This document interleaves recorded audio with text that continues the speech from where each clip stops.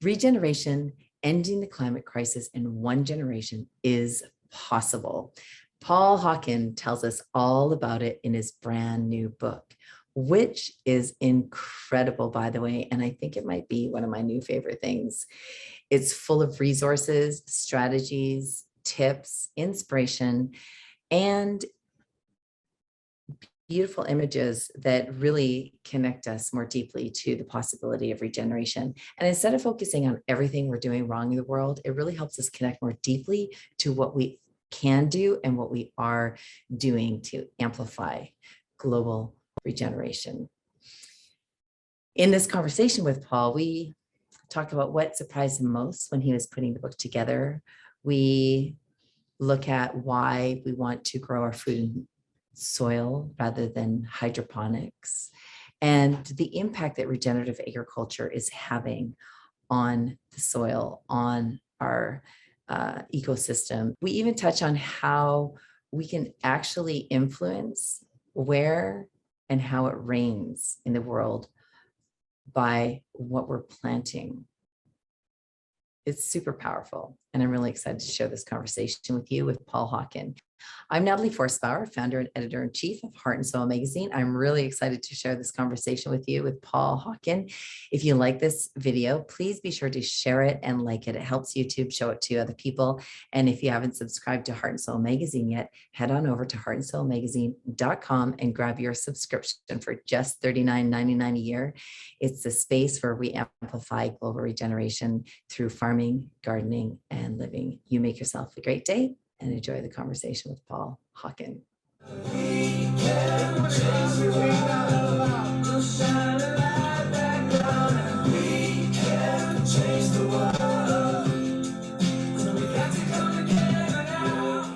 I love your book, by the way. Good. Yeah, it's incredible. When you put your books together, do you influence the all aspects of it, the images and the paper and I do everything. Everything? Yeah. We do everything.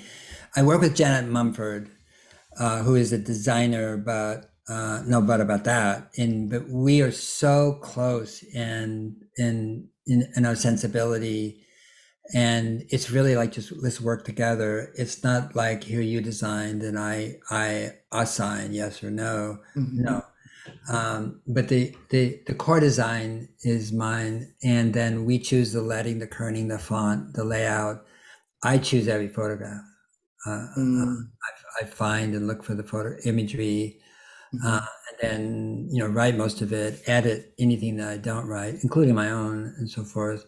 And then my wife did the cover, the penguin cover we didn't like, so we said, I get cover approval.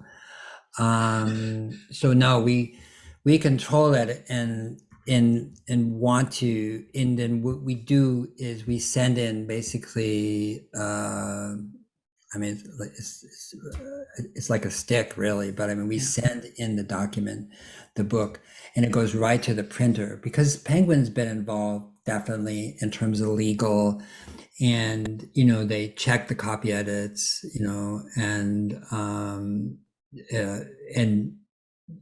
make sure the permissions are there, the copyright permissions, give us the ISBN number and all that sort of stuff. But we bypass the normal book publishing process where you send in a manuscript and then, or you could send an imagery too, but then they do the layout and this and that and so forth. And that means also that when there's a couple of mistakes in it, typos. There is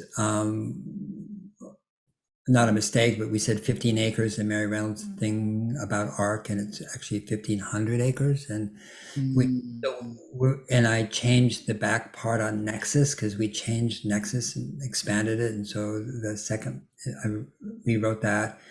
And then we expanded eating everything, because I don't think people understood it meant plant-rich diet. And so we changed that, and that all goes into the second edition.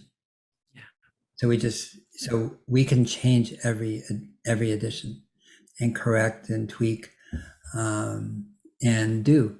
And so, I mean, I think Drawdown's in 16 editions. I don't know, I forget, but I can no longer do that because somebody took it Drawdown over, and so, Mhm. but we can do it with Regeneration, and we did that with Drawdown for quite a while too. Just so there's a purpose to the design.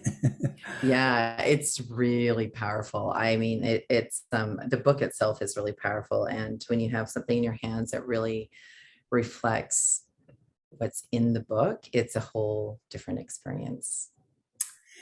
Yeah, in the imagery, I mean, I was raised as a photographer by my dad, but imagery goes to a different part of the brain. And Mhm. imagine that book and you open it up and it's all words. You say, here. You go, whoa. Maybe there's even a word count there, 140,000 words, go, thank you. Somebody gives it to you and go, hey, you expect me to read this? And it's formidable. It's not fiction, it's not like, That's right. Powers or Overstory. It's like, and the way the way it's created, so forth, is that the images then can light you up and going, what's that, or what's going on? That's, Mhm. why is that happening, or why is that oxpecker, standing on the head, of that water buffalo, I mean, and you look at it and you read the caption, and all of a sudden you kind of want to know, or not necessarily, but I mean, what's going on here? Grazing ecology, what does that mean, and why is that here, and then the writing has to be good enough, to, you want to read the next sentence, but but I mean, and so there you can read it for the middle out, you can read it when you want, you can read, any way that makes sense to you. And also what it does is, one of the reasons I think the books sell so well is that they're a way of delivering a message. They message you to somebody else. It's not just, Mhm. it's a great story. It messages your intent, or Yeah, it's, it's almost like it becomes an experience rather than just information that's being. and the website even more so. Yes, yes, your website is incredible. I'm really curious, what woke you to regeneration? Well, Drawdown's a prequel to it. Yeah. I knew I was going to write Regeneration before I finished Drawdown. What was the moment though? What was the moment where you went, oh, regeneration? I don't know. I mean, I gave a speech at Pioneers in 2011, which is still up there. You can watch it. So I was very much thinking about it then, and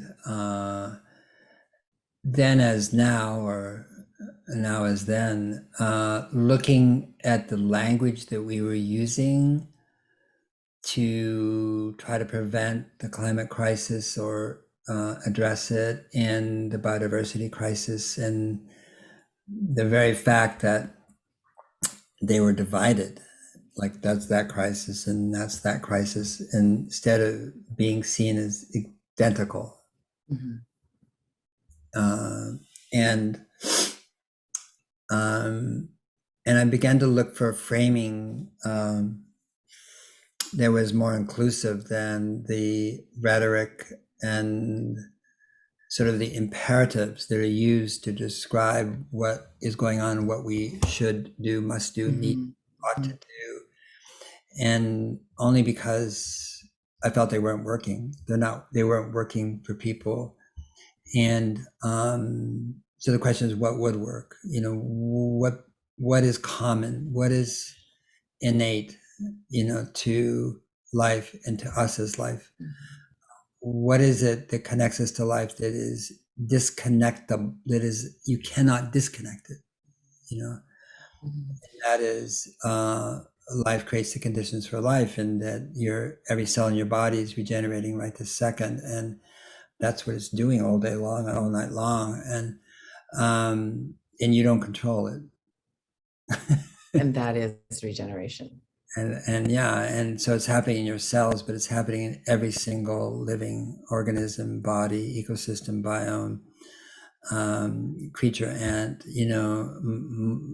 slime mold, fungus.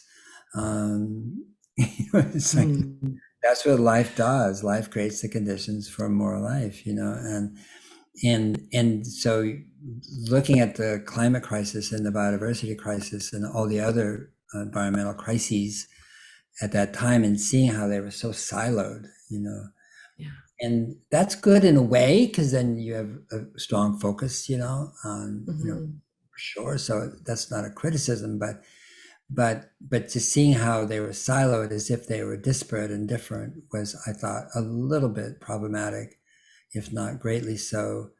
And I wanted to be able to open up the framing of the lens or the point of view so that it could be seen as connected in a way that was wondrous as opposed to depressing. Mm-hmm. And yeah, so I mean, the book you have, I mean, I easily could have written in the introduction, that it's all connected. And you go, most people read that and go, been there, done there, seen that, read that, heard that. It's like, it doesn't, it's true, but it's one of those truths that is like, And so in the book, what I'm trying to do is write about these, different aspects, from fire ecology to wilding to marine protected areas, to nature and cities, to, all these different aspects of human endeavor that actually address the climate crisis and a lot more besides that. But when you read them, what happens is that, in the writing of it, you go, oh, this is connected to that, this affects that, and even for me as a writer, in many cases, they're going, oh, wow, I didn't know that. Well, that's so cool. And, so it's not like, so the book is, what it tries to do is create this spaciousness for people to see, oh, wow, this is connected. And they can come to the conclusion, wow, it's all connected. Yeah. So Yes. it's like creating this spaciousness for people to change their own mind I and love that. not to try to change people's minds. I'm I not love that. trying to do that. That's right. That's right. It's more about opening up to curiosity and wonder of what's possible. Yes, exactly. Really powerful. And what was something that you learned or discovered that was most surprising to you as you put regeneration together? I think wilding was an area that I understood, quote, quote. What I didn't realize was the rapidity, the speed with which, whether it's in ocean systems or terrestrial systems, the speed with which the living world will regenerate. Tell me more about that. Well, in Isabella Tree's essay about the Napa State, in Sussex, England, and she and Charlie Burrell, her husband, had inherited this 3,300 acre money-losing farm that had been in his family, I think 600, 700, 800 years. He's a baron that or whatever. And they did everything. They inherited it earlier than they thought they would, because it goes down to, generation to generation to generation, and it skipped a generation, and they were younger, and all of a sudden they had the estate, and they did everything they could agriculturally, using modern agricultural techniques, in terms of equipment and inputs and so forth, to try to turn the farm around. And actually, it just made it worse in terms of money. They lost more and more money. And it was them meeting Frans Vera, this ecologist in Netherlands, who had been doing this in Holland too, but basically ring fencing a rather large area and then introducing animals that were native to, in this case, Europe, but they, at that time, not so long ago, they were native to UK as well. But in terms of horses, the Tamworth pig, I mean, the longhorn cattle, and then to ring fence it, and then just don't do anything, just back off and see what happens. And so in that's, I think it's 20 or 21st year now since they started doing that. And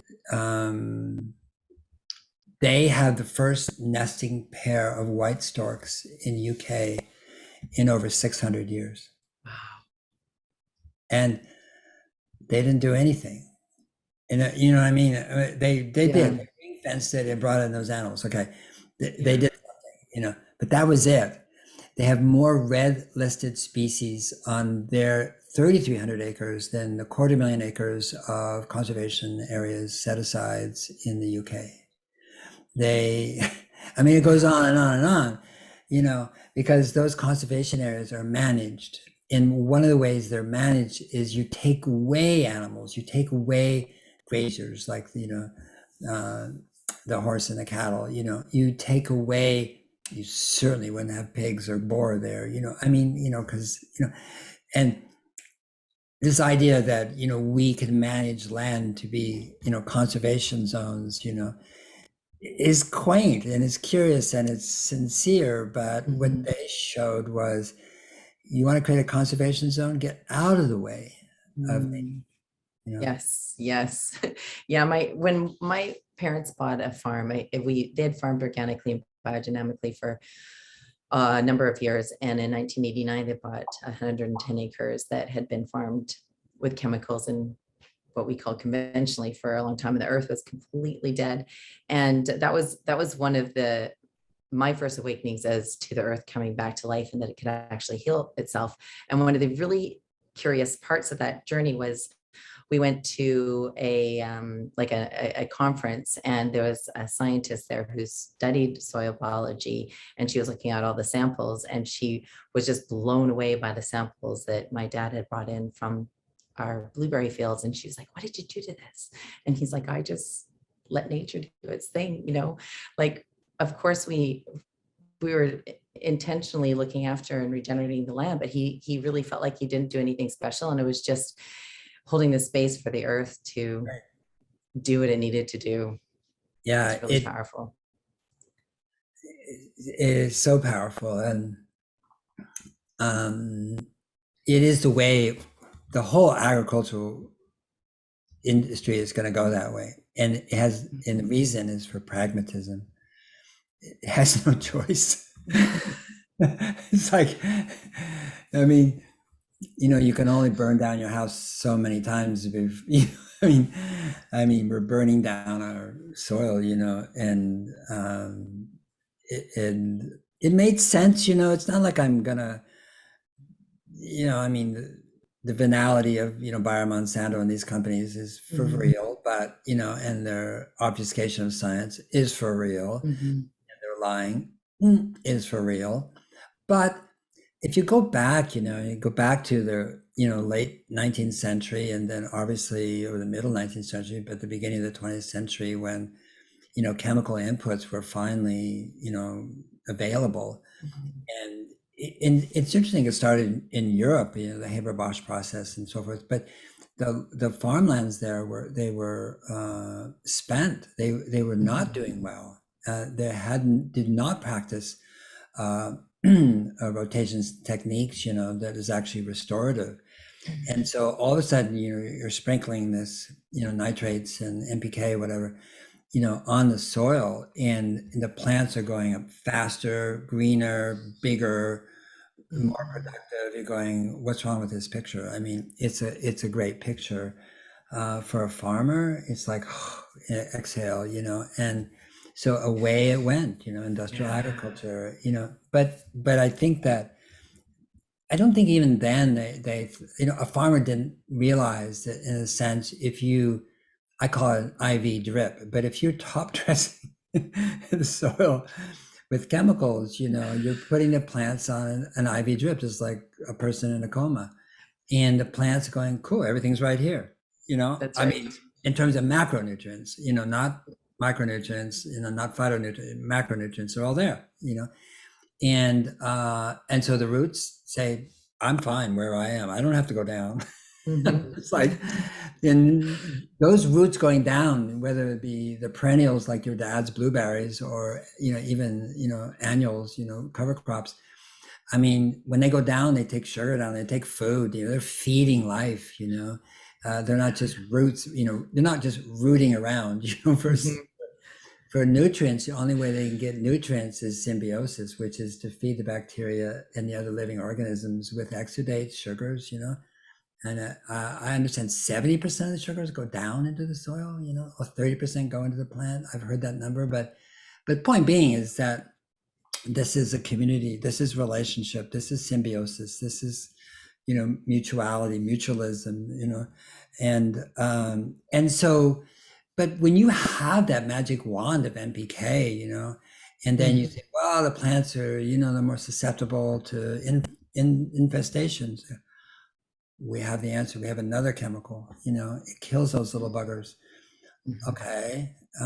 It killed the birds and the butterflies. Don't worry. It's like, it's like, and then it's like, we used to have amaranth and pigweed and things like that, but that stuff's Mhm. just taken off now, it's, well, we have an herbicide, Mhm. because the weeds are stronger than the plants, were growing. And so therefore they're out competing them, for resources, which is not really true, but nevertheless. Mhm.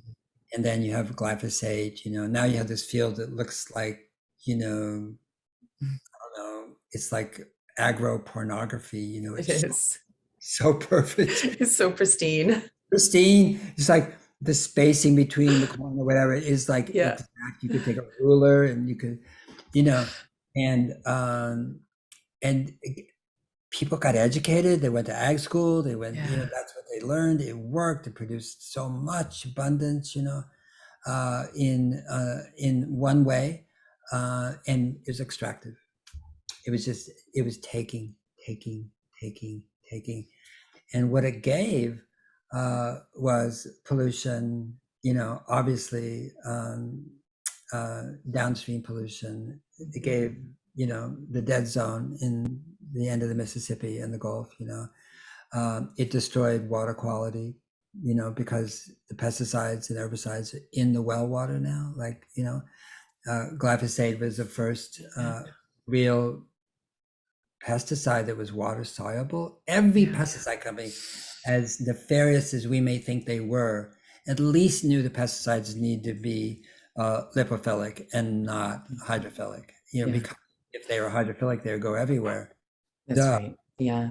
Shit. Uh, Yeah. And in saying all this, Paul, I really believe that people do the best they can with what they know, with where they're at. And so I just really want to um, and I know I know you hold that space for farmers too. And I also and it just, when you're talking about the IV drip, it reminded me of a science experiment that two of my children did one year after the other. And they took a bunch of soil from my parents' farm, and then some from the farm that we were living on, which was a conventional farm. We were renting a house right next to my parents' farm.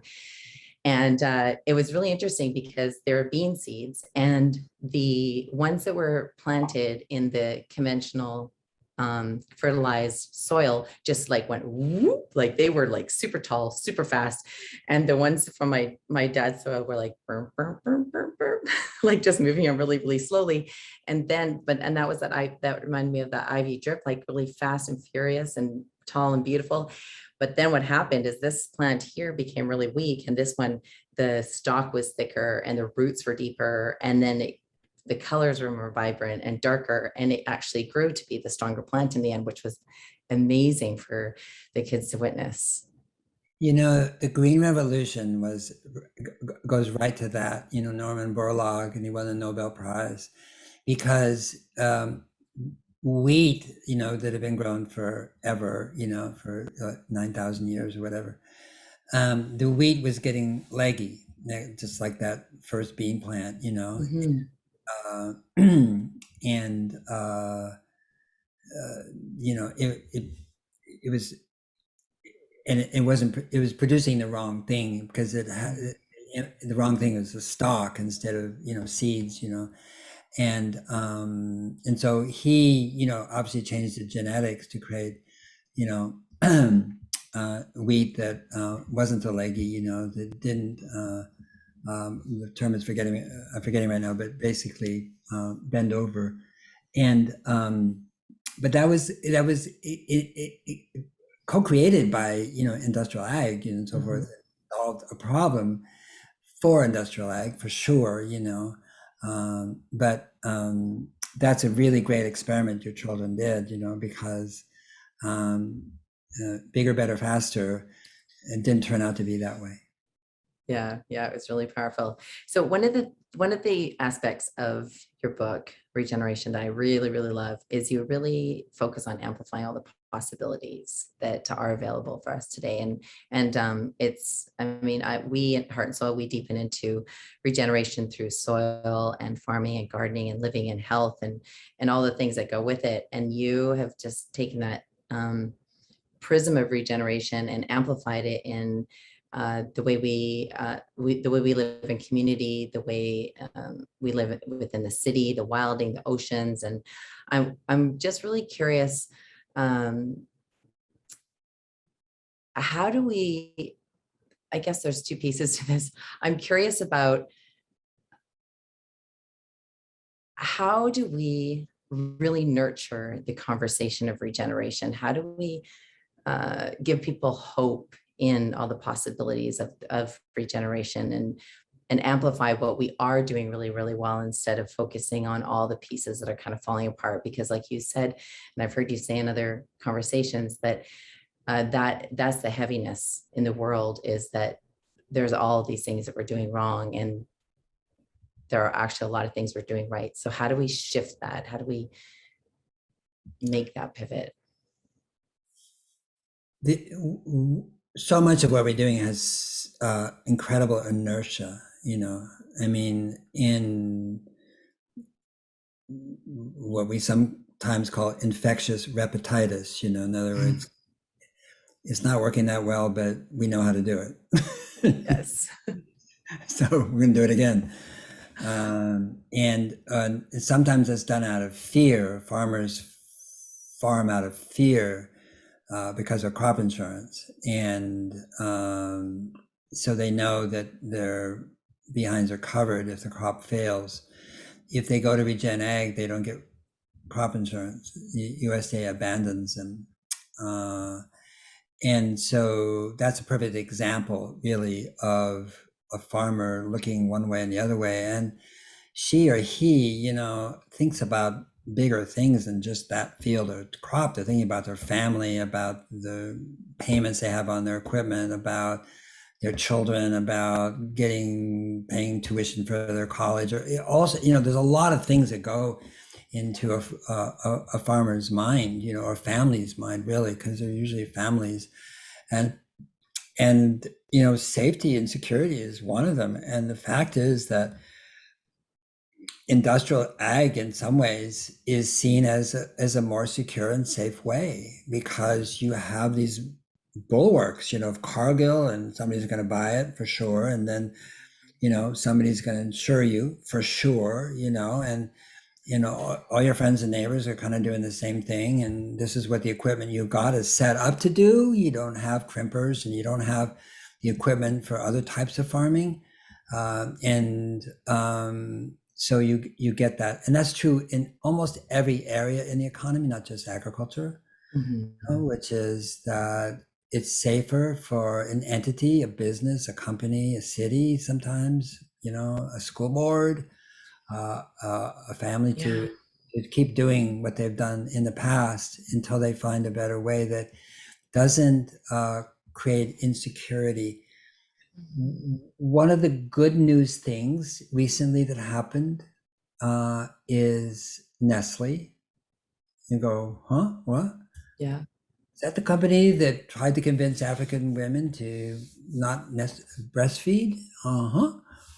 20 plus years ago, and use formula instead. It's like, yep, that company. And is that the company that makes all these plastic water bottles full of, water. Yep, that Yeah. company. They've paid their dues. They have gone through successive CEOs. They realize, that was really Mm. a mistake, a gigantic, horrendous mistake on the nutrition side. And they sold off their water business. And they have a new CEO. And he, in this case, is quite brilliant, in my opinion. And they have committed. The way it goes is actually they made a commitment to be net zero by 2040 without offsets. And this is really important. In other words, we're not going to have plant eucalyptus forest somewhere in the global south. I mean, we will do it on our own watch. And they looked at where their emissions were coming from, and I think 64, I forget what the percent, came from farming, their supply chain. And so that's where they're going. And so they committed, maybe it's 7 weeks ago now, but to Regeneration, to convert 1 million farms to regenerative agriculture, and to spend $1.5 billion to help and support farmers to make that transition, so that So they're powerful. so they're not economically insecure as they make that transition. And why are they doing that? Fair question. If industrial ag is cat's pajamas, what's going on here? Well, it's not, first of all. Number two is they've been around for 150 years. Mm-hmm. And they're Swiss, and they tend to look far ahead. And they can see that the road to degeneration ends. They can see the end of the road. And so if they're going to stick around, they need a supply chain that's going to be there. And that means farmers, 600,000 of which are smallholders, by the way, some of them who have been suppliers for 5 generations to Nestle. I mean, this is relationships, this is a family. This is not just a commodity. They don't see it as commodity, cacao and coffee and, Cote d'Ivoire and Ghana and so forth. But to me, what this says is that, this is about pragmatism in the best sense of the word. This works. This doesn't working, or this is not going to work, or this is not going to work for very much longer. And we are investing in the future. And I feel like that, to your question, and so forth, is that it feels slow in some ways, but the only way we can change people, that practices and what they do and so forth, is by example. Second, we can do it by influence, and Nexus in the book is about how to get things done. One of the things it talks about is influence, how to influence policy, subsidies, perverse incentives. Is really most subsidies in ag are perverse incentives. They're not really subsidies at all. And how to lobby, that is, as an individual, who to write to, which, on what level of governance, local, city, county, province, state, whatever, federal. But in terms of other NGOs, practices, other companies, other, here's the books, here's the videos, here's the teachings, here's the classes, here are the different levels of agency in which you can be functional and helpful.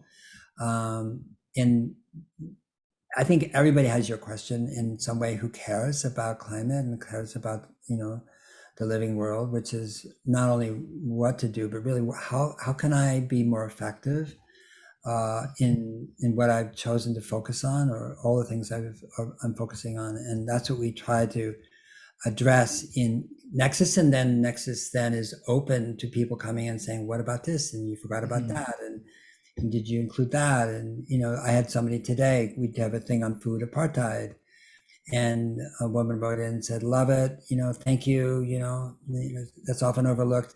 And here are the Black-owned businesses in the food company, in the food business. And can you put those in? Absolutely, just like in Regen Ag, we put in all the different private equity and other companies that are lending and investing in regenerative ag. Here they are. There's what's going on. So Yeah, I'm just curious. I'd like to ask you a question about the regeneration or the word regeneration and regenerative agriculture. And because I love the steps that Nestle is taking, and there's other big companies who are investing in their farmers as well to help them transition to regenerative agriculture. And then there's also a part of the conversation that people, some in the industry, some not, who feel invested in the word regeneration and not wanting it to be greenwashed. And so I'm curious what your perspective is on that, on greenwashing regenerative agriculture. Somebody asked me recently, I said, but aren't you worried that the word will be co-opted? And I said, I'm not worried at all. Why aren't you worried? I said, it already has been. Yeah. I don't have to worry about it anymore.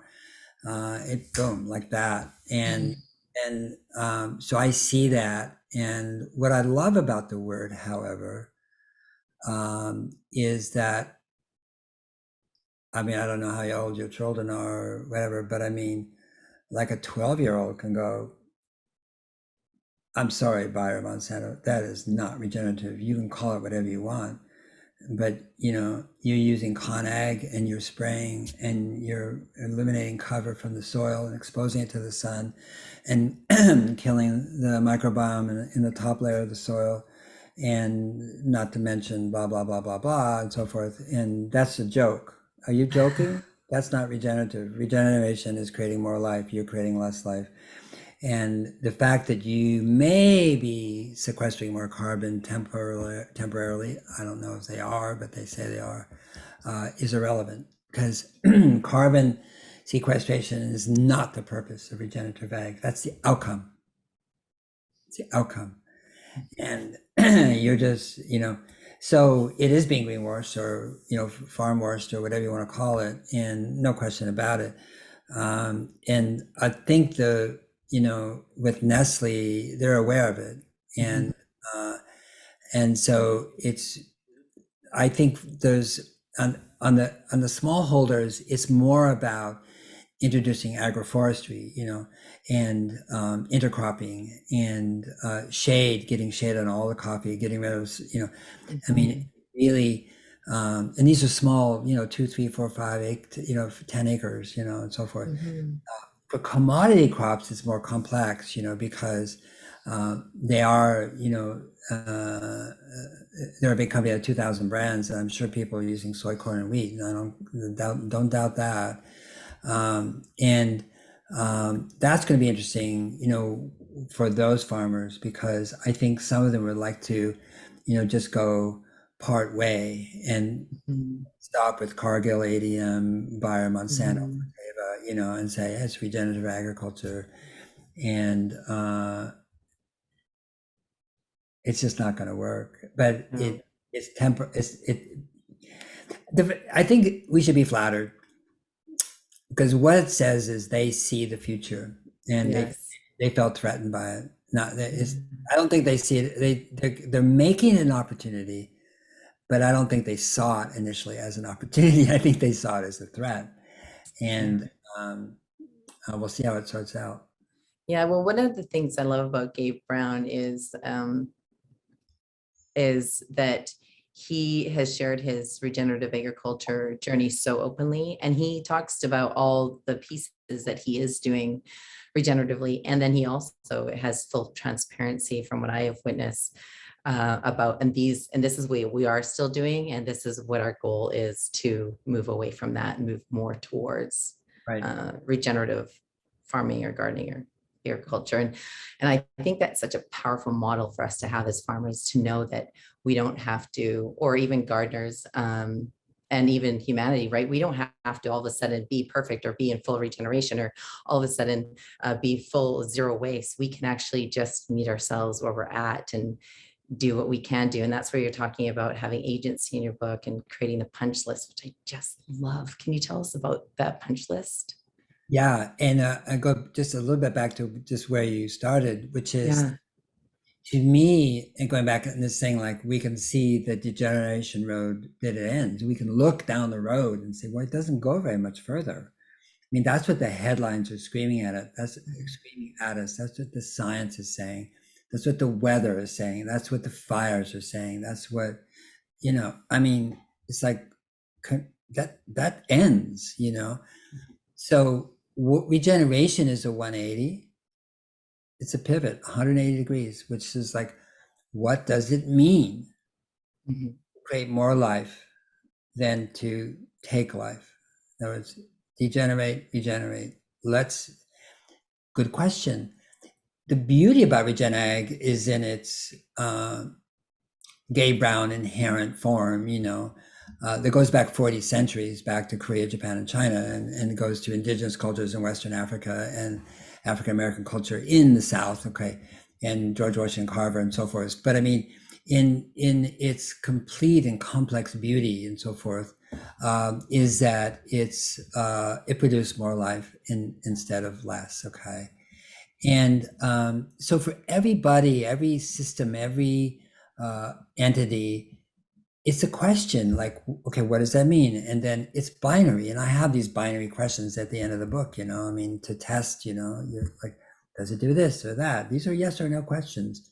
I mean, they're not complicated questions and they're not complicated answers, Does it create more life or less life, I mean, it's like, yes or no. Don't give me a paragraph. And so I think that's the beauty of the word. And what the punch list is in the website was generally we don't do things, we just think about it, think, oh, I should do that, or that's a good idea, or yeah, I really shouldn't fly so much. And I mean, there's all these things, it's like New Year's resolutions, right? I should exercise more, I should do yoga more. It's like whatever. And a punch list is actually, it's time stamped. You do it a week, a month, a year, whatever. And it's 3, 4, 5, 6, 8, 10, whatever things that you're committed to doing within that time frame.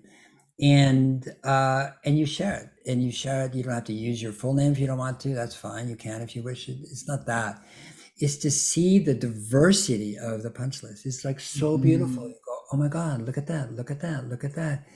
And you realize regeneration has these big arms. It's like it's so many Yes. ways in which it expresses itself, and there's somebody told me about a friend of theirs who goes to the Rohingya and other big refugee camps, this one in Bangladesh, and brings paint and canvases, or I guess big paper things, and teaches art to children who have no school, they're not getting any schooling at all in these big camps. And that's regeneration. It is. Yeah, yeah. And so many aspects of regeneration were not seen as contributing and helping and addressing the reversing of global warming. They were just seen as whatever they were seen as. And that's what I love about the punch list and the term itself, which is that it's so big, it's so embracing, it's so omnipresent, it's so innate to who we are.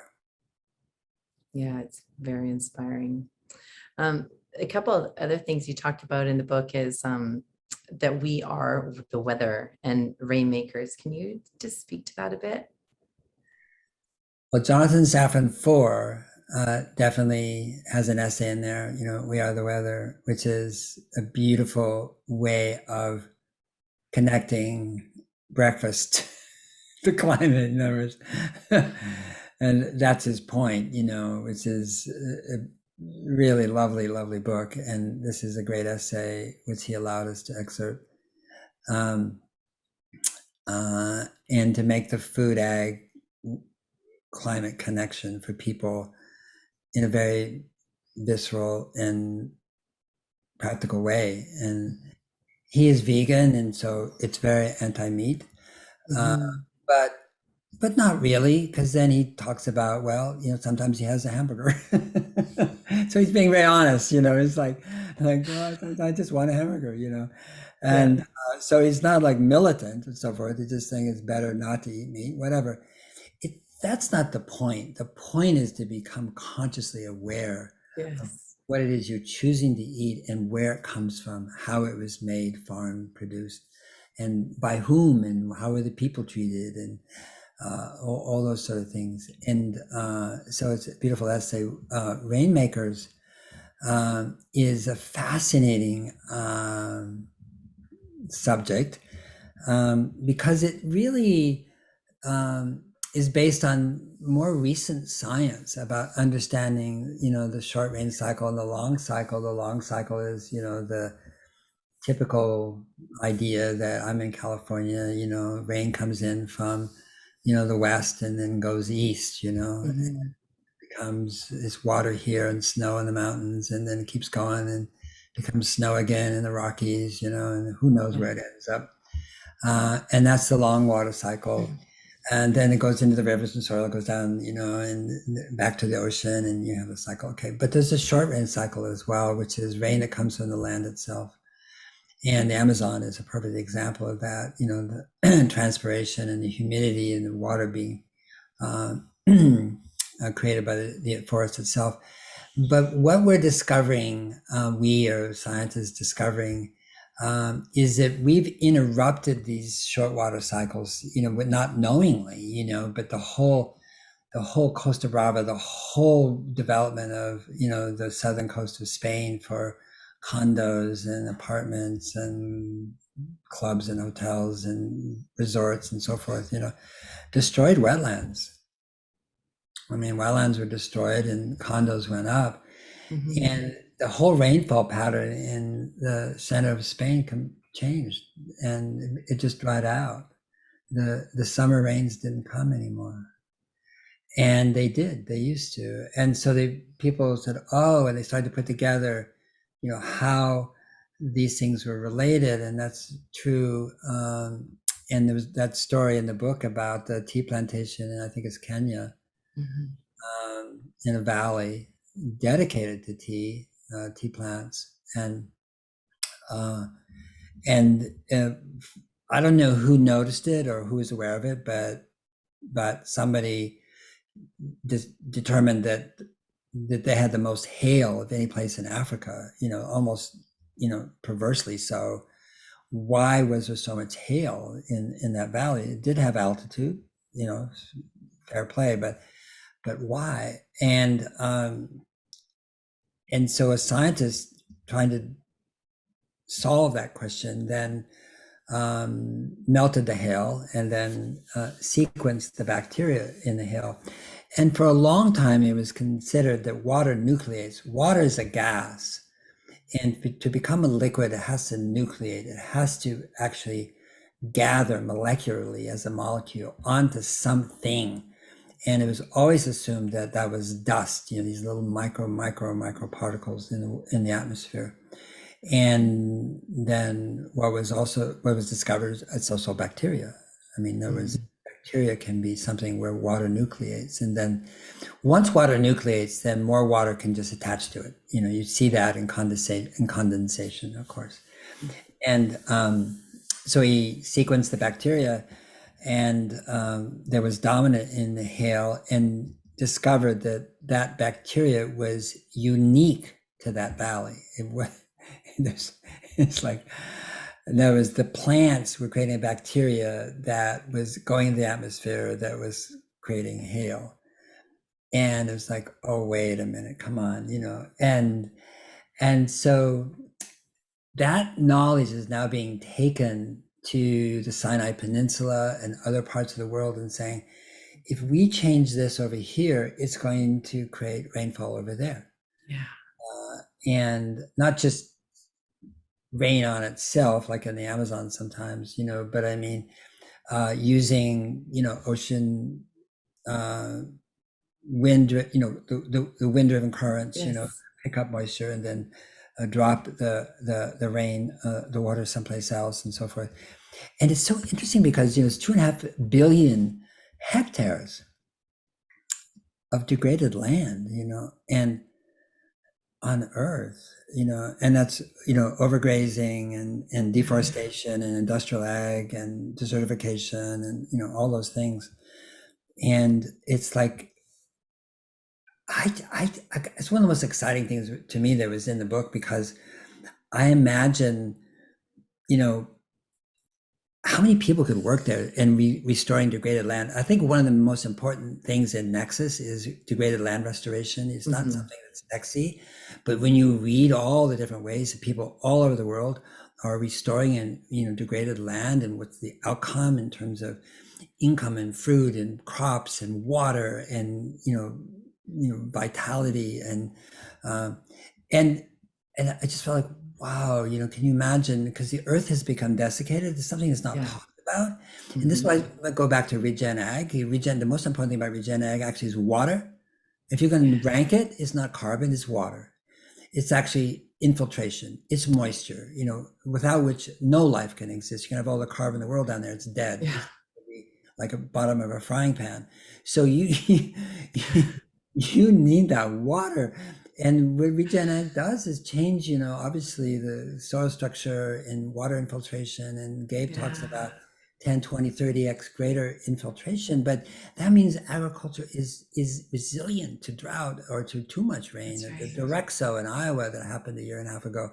And not only that, though, that 80% of temperature of the earth is from the hydrosphere. It's from the water coming up from the earth, not, that's what's causing temperature, not the atmosphere.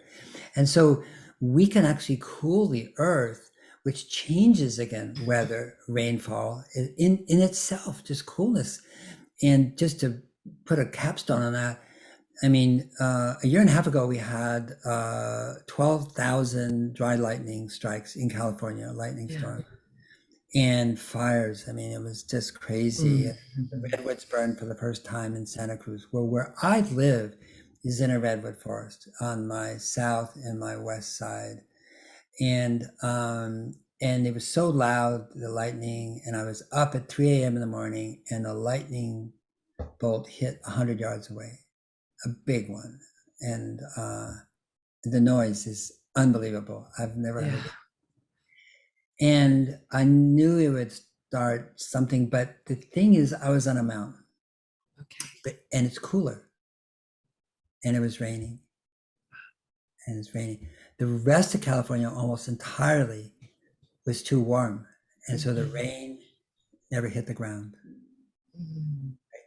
So when we're talking about cooling, I mean, and re-wetting, if you will, but I mean, bringing that water back into the earth itself, what an extraordinary possibility for humankind in terms of regeneration and literally the economy, the jobs, the work, the meaning, the pleasure, the dignity, the purpose, you can see it in your lifetime, in less than a lifetime. You can see it in a matter of years. You can see the work, and feel a sense of pride that you're doing something for your family, your children, your community, for the future. And this is missing, in so many places, in so many ways in the world today. I mean, people don't have a sense of purpose, and that's why I say bringing the earth back to life is bringing yourself, and that's how we bring ourselves back to life. It is by doing it, and not by talking about it, not by thinking about it, not by wishing it had happened, but just do it. Yes, 100%. Have you seen Walter Yenny's Fire versus Fungi video? Which one? Walter Yenny, Fire versus Fungi. No, I haven't. It's great. It's talking about that soil sponge. Pardon me? Is that a new video? I'm not too sure. We shared it in Heart and Soil in our first issue, and we did a little interview with him, but I can send you the link. It's a great video. It's talking about the soil sponge though. And he also does research on the soil sponge, and he talks about, I don't know if he talks about it in the video, but he really talks to what you're talking about, how you can actually make it rain just by changing the way we plant our trees and the way we grow Oh yeah, grow our vegetation. It's really powerful. yeah, he's amazing. I love Yeah, listening to him. yeah, yeah. I love him too. Another person that came to mind, I don't know, maybe it's best to reach out to Jonathan for this, but Bruce French, have you connected with Bruce French at all? Not recently, no. Okay, so you know of him then. Yeah, Yeah. his I can't remember what it's called. His vegetation that grows around the world, his encyclopedia. Yeah, yeah, Yeah. yeah, yeah. No, that is very much a part of eating everything. Mhm. His database Yeah. of, is it 33 Yeah. or 1,000. Yeah. edible plants? I got the idea from his work. Okay. Okay, I mean that's why it says eating everything. And I mean, some people say, oh, it should say plant-rich diet. That's what I called it in Drawdown. I use that. I don't want to say, you know, plant-based diet. I feel like all diets are plant-based. It's really a question of whether you're eating the plant or what ate the plant. And Right. I didn't get it's all plant-based. Come on, but plant-rich to me was more to the point. And I think some people miss it in the book. And I want to say eating everything, and just to open it up. But we might retitle that one. I was thinking calling it mostly plants or something. I don't know what. Yeah, but his work is really amazing. Yeah, in the database. Yeah, it's such a great resource for people. It's amazing how many people aren't aware of it that are in the space. It's always Yeah, surprises me. Yeah. yeah. Is there anything else that is on your heart that you'd like to share that you'd really like people to know about or think about? I think that it's hard to. I think it's difficult to see, to read, to hear about the losses. Mhm.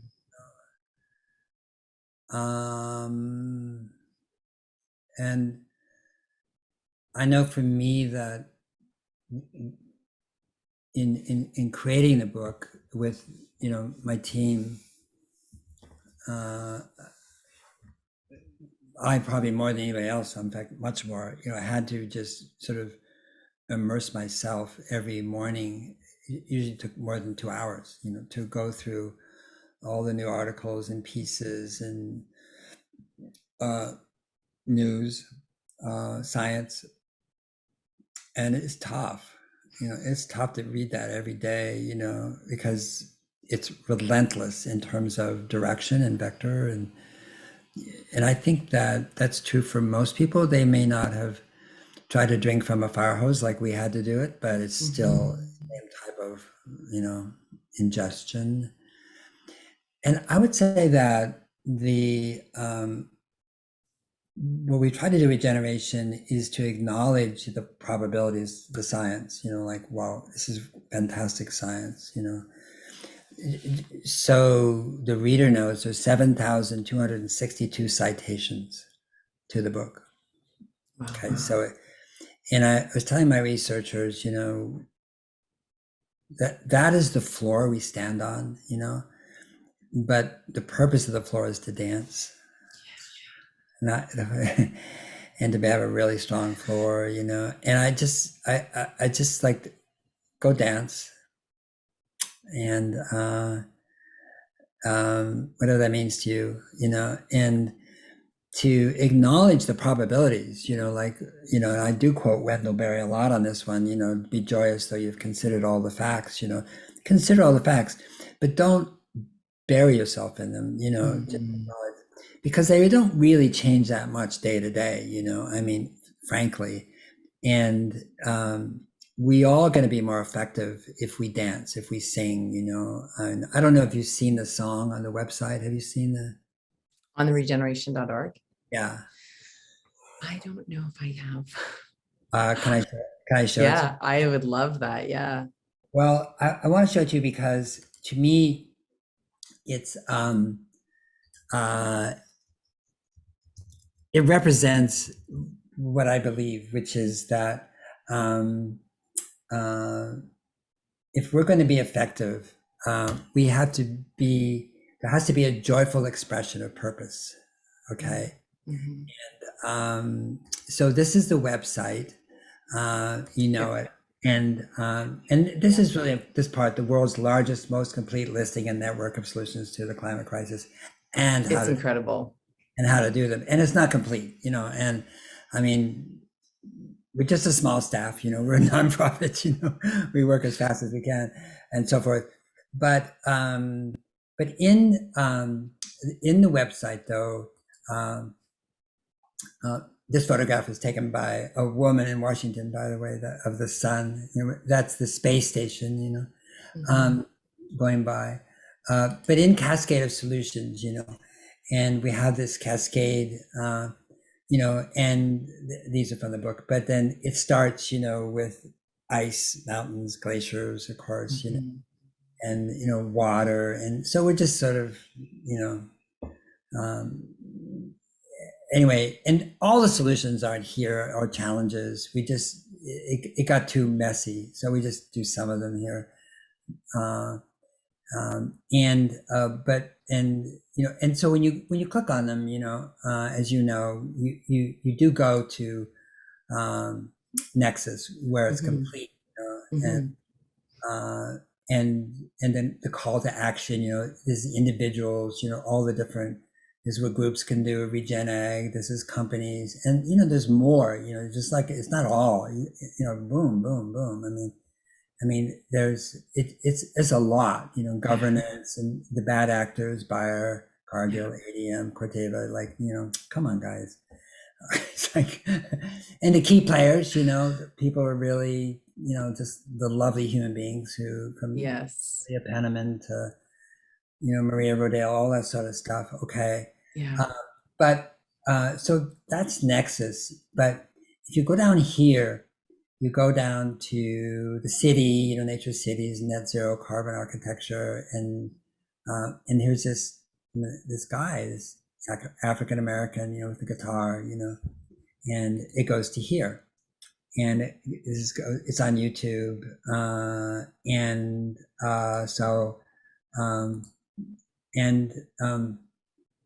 there's no sound at first for some reason, I don't know why, but all of a sudden the sound starts. Yo, dude, I've been reading this book called The Regeneration, and it's by this dude named Paul Hawken, and like, you know, it's all about like regeneration's like kind of like recreating all that was lost, you know, and how like humans and nature, we have to come together, right, to like power, like change and make this happen. And so I made a song, like I think it could be like the anthem. Let me show you, man. I'll show you the song really quick on here, real fast. Good. Oh, yo, this is the battery to it, bro. Like, you know, I actually power. Well, this is solar. And I store energy in batteries, and that's why it's called the battery tour. And I use it to power all my concerts. I also made the whole album, all this music I'm making, off of renewable energy, off of this thing. So here, let me show you. I'll just like walk you through the record, because like you gotta really feel the lyrics and stuff. And it's all about changing the world, right? And if anyone's listening, they just, you know, just the vibe, you know what I'm saying? You feel me, bro? You know? Who's made a mind? We can't make our minds up, we gotta come together. I can't find the reasons not to give up. That's the change maker, we can't give up, you know? Teachers, leaders, dreamers, let's go. They always take the right away.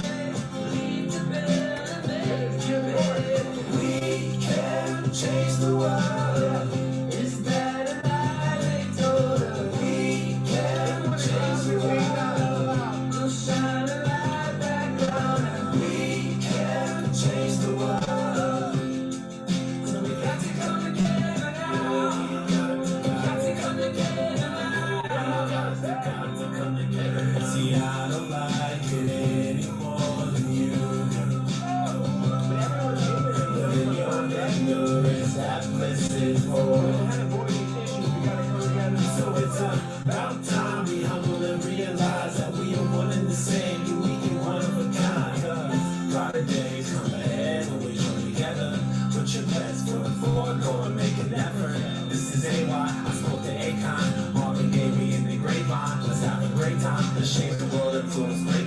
trying to make my version of the gospel. This is commercial, so they always take the right away. Leave the better way. We can change the world. Instead of lies, we can change the world. We'll shine a light back on. We can change the world. Yo, yeah, I mean, I think it could be like an anthem for something, right? Like, I'm telling you, everybody's an outlet. We can all just take a step toward regeneration. We can make it happen. Yeah, that's it, man. Yes, we can. Yeah, I mean, I've known him for a few years, and we met in the green room in Kansas City. And what I loved about AY is obviously what you can see. He's just so joyful. Yeah. And he's an activist, and he comes from a family of activists, but he uses joy and as a way to communicate, as to open up and so forth, instead of guilt, shame, fear, blame, dread, all those things that has been the parlance of the climate movement, and it doesn't work, but it's true, Mm-hmm. It's like, but it doesn't work. And so that's what and like I say, he's on our board. Our board is 70% women, 30% indigenous, 20% African American, over 50% BIPOC. I think 55, almost 60% BIPOC. And we have some white men too. I'm not on the board. And our ED is a woman, and our co-chairs are women, and I'll call it. And so, but I know that besides that, we need to create a movement that is about coming together. That's what Yes. and coming together in ways. And I nominated him to be the youth representative for the United States in the UN for SDGs, and he won. He is the only one from the United States. He was the only youth representative of the 17 that was invited into the Blue Zone at the Conference of the Parties. And he was at a black tie dinner with 1,000 people, I guess important people. It was a black tie, whatever. Yeah. Who brings a tuxedo to Glasgow? Come on. I know, that's another question. It's like, what were you thinking? It's like, what are you saying to the world? This is the Blue Zone, where it's delegates and ministers. Yeah. Anyway, he was asked to sing this song, the Regeneration song, and he did. And all 1,000 people got up and started dancing. Wow, that's so powerful. That's the Blue Zone. The Green Zone, of course, they'd be dancing, Yes. There was just one other question I had. It was about soil or hydroponics. And the reason I asked this is just because we're in that regenerative agriculture space. And there's a lot of talk to using hydroponics to feed the world, and also to help with the climate and soil challenges that we have. And I was wondering your thoughts on that. Yeah, I mean, I'm a big supporter of Dave Chapman and Lindley Dixon at Real Organics in Vermont, and try to make that distinction. First of all, you can't just feed plants macronutrients. We tried that on soil. Those aren't healthy plants. If you want to make watercress and basil in town, it's a great idea. The idea that somehow it's as good as or better than, because soil is limited and there's less of it, it's just nonsense. Most of our 70% of our crops are going to feed pigs and cows, and chickens, and I mean, we have plenty of soil, plenty of farmland in the world to feed everybody. It's just that we're feeding them the wrong things, but I think there's a deeper level issue here. The thing that makes a plant nutritious is stress. And what you mean is that stress is sun is stress, UV is stress, cold is stress, heat is stress, drought or too much water is stress, insects are stress. And That is what creates phytonutrients. That is what creates plants that are adaptive. That is what is the micronutrients, that we want from our fruits and vegetables, or if we eat animals, that go into the animals, because if they're not there in the food, there's not going to be in the animal. And so when we create, organic IV drip systems, which is hydroponics, like I say, it works fine for basil and watercress and Bib lettuce and things like that. Just don't plant the seeds. The seed, that's such a tell, because if you let them bolt, which they don't, by the way, right? So where are they getting the seeds? Oh, from the Willamette Valley in Oregon, right? Grown in dirt, soil, I should say. But I mean, grown in the earth. That's right. So if you're planting something that is producing seeds that are so weak, what does that tell you? And so this is a Silicon Valley technoid solution, to food, and it's like, I'm sure it's well intended. I do think it's well intended. It's very well intended. I just think it's misunderstood. I think Kimball Musk is doing it with containers and so forth, and I love it because he's teaching people how to grow food and stuff like that. Yeah. To get involved, and they also use dirt, though, soil. Dirt. I'm a dirt farmer, but I think it's really wonderful, and I don't gainsay it at all. I'm just saying but somehow that's the answer to nutritious food is to use, a chemical solution as opposed to soil, and it's not a solution. Yeah, 100%. Awesome. Well, thank you so much for your time today, and thank you for amplifying regeneration in the way that you are and creating the conversations that you are, and holding the space for the earth and humanity and for all life. My pleasure, my honor. Your gift to me. You're the gift to me. Thank you. Okay. All right. Well, big love, Paul, and I look forward to seeing you again. Thanks, Natalie. Okay. Ciao. Grateful you joined us for that conversation and interview. If you haven't subscribed to Heart and Soil Magazine yet, head over to heartandsoilmagazine.com, click on that subscribe button, and join us for just $39.99 a year.